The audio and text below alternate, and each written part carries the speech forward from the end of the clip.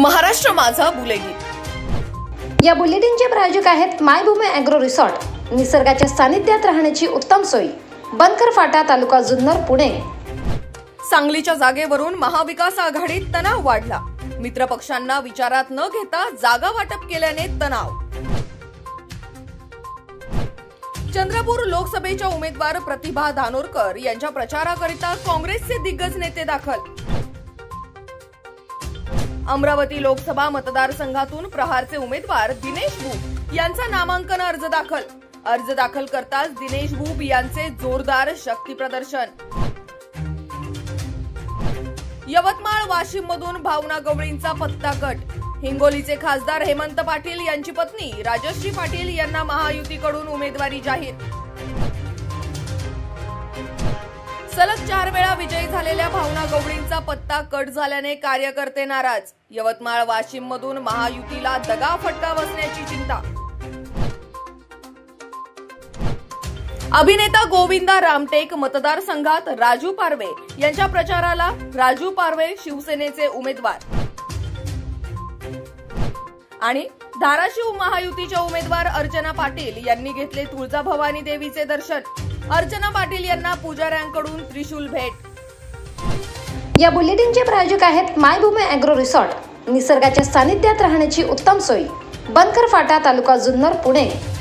भाजपचा आज 44वा स्थापन दिवस। नागपुरात उपमुख्यमंत्री देवेंद्र फडणवीस यांच्या हस्ते ध्वजारोहण। चंद्रशेखर बावनकुळेंसह स्थानिक नेत्यांची उपस्थिती। लोकसभेसाठी काँग्रेसचा जाहीरनामा प्रसिद्ध।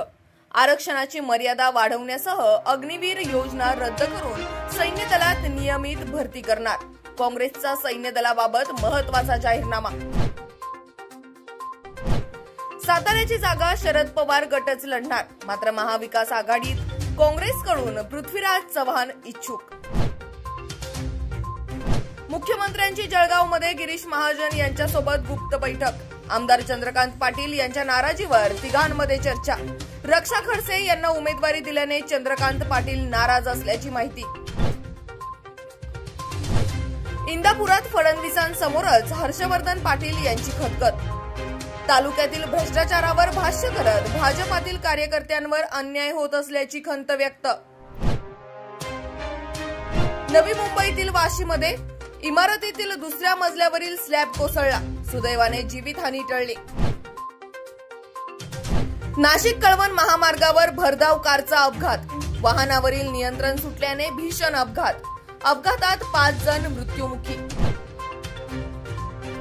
दिंडोरी येथे कादवा सहकारी साखर कारखाना परिसरात भीषण आग। आगीत 3 दुकाने जळून खाक।